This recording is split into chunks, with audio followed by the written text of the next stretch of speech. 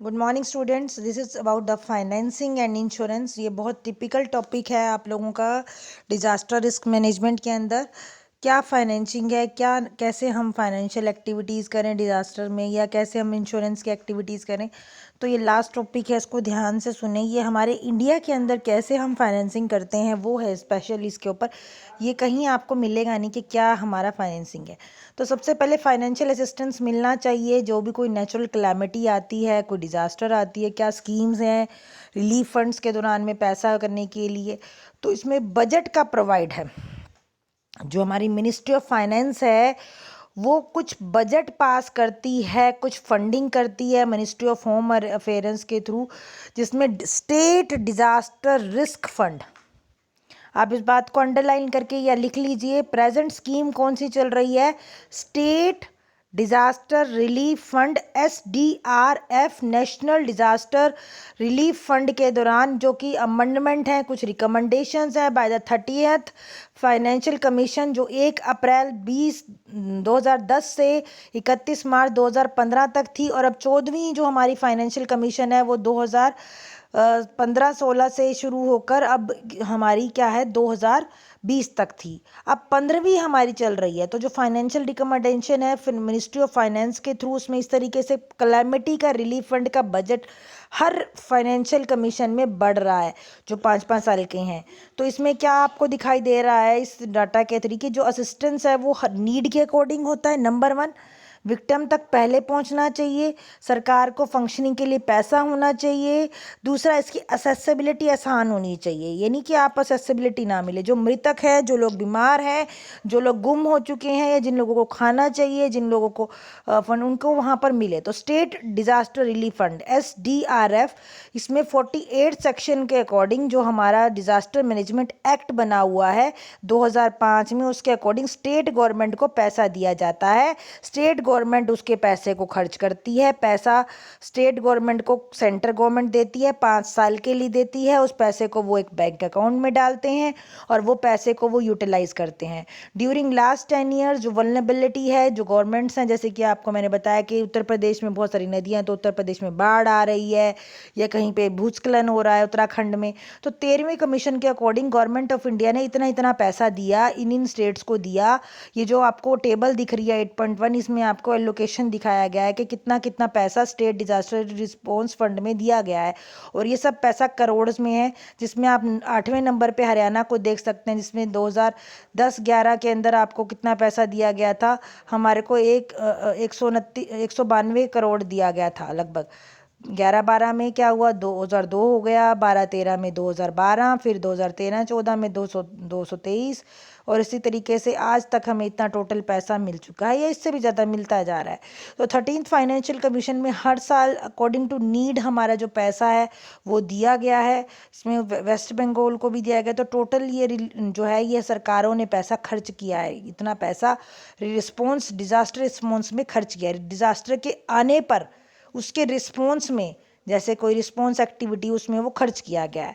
तो अब बात आती है सेकंड आपकी है national disaster relief fund NDRF भी 2005 में बनाया गया डिजास्टर मैनेजमेंट एक्ट के दौरान। इसके अंदर सेक्शन 46(1) के तहत पैसा खर्च किया जाता है उन स्टेट्स के द्वारा जो डिज़ास्टर से अफेक्टेड हुई हैं। तो इसमें भी 2010 में 28 सितंबर को पैसा डालना शुरू हुआ। गाइडलाइंस दी गई स्टेट को, जो सेंट्रल गवर्नमेंट के थ्रू, कि किस तरीके से आपको पैसा जो है वो नेशनल कैलामिटी कंटीजेंसी ड्यूटी के दौरान आपको दिया जाएगा, जिससे आपने क्रूड ऑयल में या मोटर कार में या इम्पोर्टेड मल्टी यूटिलिटी व्हीकल्स के अंदर या टू व्हीलर्स में, मोबाइल फ़ोन्स, पान मसाला, यहाँ पर क्या लगाए जाते हैं, टैक्सेस लगाए जाते हैं। तो इनके अंदर जो इम्पोर्ट ड्यूटी होती है पेट्रोल पे या क्रूड ऑयल पे या कार्स में या मल्टी यूटिलिटी, इनके थ्रू पैसा इकट्ठा करते हैं। तो 2009-10 में जितना हुआ, 10-11 में जितना हुआ, 12-13 में जितना हुआ, ऐसे करते करते जितना पैसा इकट्ठा हुआ उसका कुछ पैसा फाइनेंशियल कमीशन जो है वो एक फंड के थ्रू चैप्टर डालकर उसको क्या करती है, सरकारों तक पहुंचाती है, और उसको क्या करते हैं, रिलीफ फंड में खर्च किया जाता है। मॉनिटरिंग की जाती है किसके द्वारा, 8.4 that is about the monitoring of expenditure from the relief funds. जो फंड हमने बैंक अकाउंट में जो हमारी मिनिस्ट्री ऑफ होम अफेयर्स के थ्रू डाला गया, उसको कौन खर्च कर रहा है, कितना खर्च कर रहा है, कितने एक्सटेंट तक उसको खर्च किया जा रहा है। तो एक web based computer based computerising tracking system है, जिससे वो उसकी ट्रैकिंग होती है कि कितना पैसा अकाउंट जनरल के पास था, उसमें से कितना पैसा डिज़ास्टर रिस्पॉन्स में खर्च किया गया, कितना उसकी कैपेसिटी बिल्डिंग में खर्च किया गया। एक तो भाई रिस्पॉन्स, मैंने आपको बताया कि तीसरा पॉइंट होता है रिस्पॉन्स। डिज़ास्टर आ चुकी है, डिज़ास्टर आने के बाद अब हमारी एनडीआरएफ की टीमों को भेजा जा रहा है, जो लाइफ सेविंग कर रही हैं, जो वहाँ पर लोगों को बचा रही हैं, चाहे वहाँ पर कोई भी चीज़ का, चाहे वहाँ पर घरों के लिए दिया जा रहा है, खाने के लिए दिया जा रहा है, या कोई भी जो ओवरऑल कॉस्ट आ रही है, जो भी हमारा पैसा लग रहा है, वो हमारा जो है वो रिस्पॉन्स में आ रहा है। उस समय जब हम उसको कंट्रोल कर रहे हैं, रेगुलर बेसिस पे ये खर्चा बढ़ता है जब फ्लड्स आती हैं, या जब लैंडस्लाइड्स होती हैं, जब सुनामी आती है, या कोई वही ऐसी एक्टिविटी जो हज़ार्ड आती है, तो वहाँ पर ये स्टेट जो डिज़ास्टर रिलीफ फंड को है वो पैसा खर्च करते हैं। दूसरा क्या होता है, कैपेसिटी बिल्डिंग के लिए। कैपेसिटी बिल्डिंग के लिए जैसे 525 करोड़ का पैसा एलोकेट किया सेंट्रल, उसमें 2010 से 15 के बीच में जो भी मैंने आपको टेबल दिखाई थी, उसमें भी मैंने आपको दिखाया था कि किस तरीके से वो पैसा हर एक स्टेट को दिया गया है हर फाइनेंशियल ईयर में। 2010 11 में, 11 12 में, 12 13 में, इस तरीके से हर फाइनेंशियल ईयर में उनको अपने क्षेत्र में, अपनी स्टेट में किस तरीके से वो कैपेसिटी बिल्डिंग कर सकें, किस तरीके से वो अपना क्या कहते हैं पैसे को खर्च करें, किस तरीके से वो हाँ अपने पैसे को मतलब यूटिलाइज करके उस हज़ार्ड, उस प्रकोप के रिस्क को कम कर सकें, किस तरीके से इमरजेंसी में सेविंग्स कर सकें। वो ये है टेबल 8.2, जिसके अंदर ये एलोकेशन दिखा रखी है कि कितना कितना पैसा दिया गया है। जैसे 8वें नंबर पे हरियाणा देखें, हर बार 5-5 करोड़ रुपए दिया गया, तो अभी तक 25 करोड़ दिया गया। मिजोरम में 1-1 करोड़ दिया गया, महाराष्ट्र में भी 5-5 करोड़ दिया गया, राजस्थान में 6-6 करोड़ दिया गया। तो इस तरीके से अलग अलग स्टेट्स में। और उसमें फिर क्या है कि रेवेन्यू भी करा जाता है, तो उसमें पैसे को जो है वो उस पर टैक्स नहीं लगता, ठीक है, जो उस पर खर्च होता है। उसके बाद है स्टेट वाइज एलोकेशन के, क्या कैसे कैसे स्टेट वाइज एलोकेशन हुआ है। रिवैम्पिंग फायर सर्विसेज के अंदर उसमें हरियाणा को 100% रिफंड मिला है, री एलोकेशन हुआ फंड हुआ है। और उसी तरीके से एनवायरनमेंट रिलीफ फंड भी है, उसकी लाइबिलिटी का सेक्शन है 7A, जो पब्लिक लाइबिलिटी इंश्योरेंस एक्ट है, जो मैं आपको बता रही थी कि उसके दौरान जो भी कोई इंश्योरेंस कराता है, जैसे कि जिनके घर हैं, उसमें United India insurance company limited में फंड मैनेजर में ERF स्कीम के दौरान एक पीरियड के 5 साल के पीरियड के लिए लोगों को इंश्योरेंस दी जाती है। UIICL जो है उसने एनवायरनमेंट रिलीफ फंड अकाउंट के through State Bank of Travancore Chennai के अंदर उन्होंने उनको ये बोला हुआ है कि आप क्या कर सकते हो, खाते खोल सकते हो ERF करके। ERF खाता जो होता है उसके अंदर लगभग 322 करोड़ का पैसा जो है वो डाला गया था फिक्स डिपॉजिट की फॉर्म में, ताकि जो उसका इंटरेस्ट आएगा उससे जो लोग उसमें इन्वेस्ट करते हैं, जो पैसे जो लोग इंश्योरेंस लेते हैं, उनको उसके पैसे दिए जा सकें। तो पब्लिक लाइबिलिटी एक्ट ये आपने याद रखना है, सेक्शन 7A के तहत जो केमिकल डिजास्टर्स के विक्टिम थे, या जिन लोगों को घर जिनके टूट गए, या जिनके फ्लड्स की सिचुएशन आ गई, उनको ये दिया गया, ठीक है। तो इसमें डैमेज टू प्राइवेट प्रॉपर्टी है, या जो कोई वर्कर है उसको कोई खर्चा हो गया, या जिसके घर टूट गए, जिसकी गवर्नमेंट प्रॉपर्टी टूट गई, उसको कंपनसेशन दिया गया। ओनर की कोई रिस्पॉन्सिबिलिटी थी, कोई बिल्डिंग थी, उसकी इंडस्ट्री थी, कि उसके कोई ओनर की रिस्पॉन्सिबिलिटी थी, उसके ऊपर कोर्ट ऑफ लॉ नहीं लगेगा, उसको ओनर को पे करना पड़ेगा सरकार को कि उसका पैसा ख़राब हो गया या उसकी जो प्रॉपर्टी लॉस हो गया। तो PIF के थ्रू जो बैंक ऑफ इंडिया है, जो नेशनलाइज बैंक है, वो क्या करेगा, इंटरेस्ट पे करेगा। इंटरेस्ट के अगर उसने कोई लोन ले रखा है तो उसकी रीपेमेंट नहीं होगी, उसके क्लेम पे पर्सन को कोई अगर इंजरी हो गई, या जितने लोग उसके उसमें मरे, ठीक है, उसको क्या करेंगे, वो उनको पैसे दिए जाएंगे। उनकी लीगल रिप्रेजेंटेटिव को जो डिसेसिडेंट होगा उसको पैसे दिए जाएंगे। लाइबिलिटी होगी 5 करोड़ तक की मैक्सिमम, कोई 1 लाख से लेकर 5 करोड़ तक के पैसे दिए जाते हैं। तो अलग अलग ERF अकाउंट के थ्रू पैसे उन लोगों को तक पहुंचाए जाते हैं, ठीक है। 30 दिन के अंदर अंदर उनके खातों में पहुंचा दिए जाएंगे। एप्लीकेशन दी जाएगी पहले क्लेम वाले के थ्रू, और वो एप्लीकेशन को 3 महीने के अंदर अंदर एप्लीकेंट तक पैसे पहुंचाने हैं। अगर कोई नहीं पहुंचाता तो उसकी पेनल्टी लगती है, उसमें 5 साल की प्रिजनमेंट भी है, और उसमें 1 लाख रुपए तक का जुर्माना भी हो सकता है। इमीडिएट रिलीफ फंड रिस्पॉन्स है पड़ा पीएल के अंदर 1991 के अकॉर्डिंग, जिसमें अगर कोई फटाल एक्सीडेंट हो गया है जिसमें मौत हो सकती थी उसके लिए 25,000 रुपये जुर्माना। मेडिकल एक्सपेंसेस जो है वो 12,500 हैं। उसी तरीके से आपकी कोई कैश रिलीफ देना है किसी उसमें तो 100% का जो है वो कैश रिलीफ है।